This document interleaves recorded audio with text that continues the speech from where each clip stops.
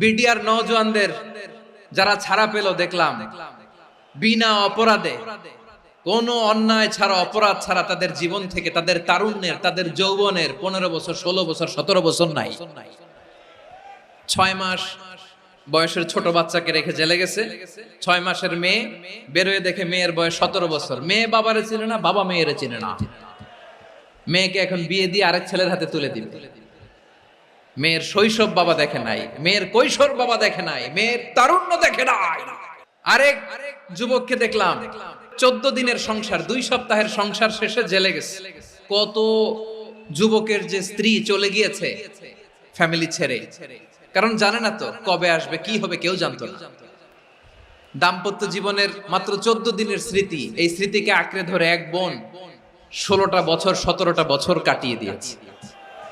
আমি নিউজটা দেখে ভাবলাম, আমার এই বোনের প্রতিটি দিন কিভাবে কেটেছে, প্রতিটি রাত কিভাবে কেটেছে, প্রতিটি ক্ষণ কিভাবে কেটেছে।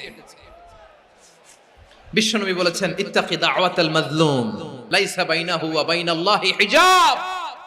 মাজলুমের কান্নাকে ভয় করো, কারণ মাজলুমের কান্না আর আল্লাহর মাঝে কোনো পর্দা থাকে না। আমরা আর এরকম কোন জুলুম বাংলাদেশে দেখতে চাই না। জোরে বলেন ঠিক কিনা? আমার প্রিয় বীর চট্টলার তৌহিদি মুসলমান, আমরা আর নতুন করে কেউ জালিম হোক এটা চাই না। নতুন করে আবার কেউ ফ্যাসিস্ট হোক আমরা চাই না। এক দল আরেক দলকে নিশ্চিহ্ন করার রাজনীতি করুক আমরা চাই না। আমরা সুশাসনের বাংলাদেশ চাই, মানবিক বাংলাদেশ চাই, আমরা একটা সমৃদ্ধ বাংলাদেশ চাই। আমরা বিশ্বের বুকে সম্মান নিয়ে মাথা উঁচু করে দাঁড়াতে চাই, ঠিক কিনা বলেন?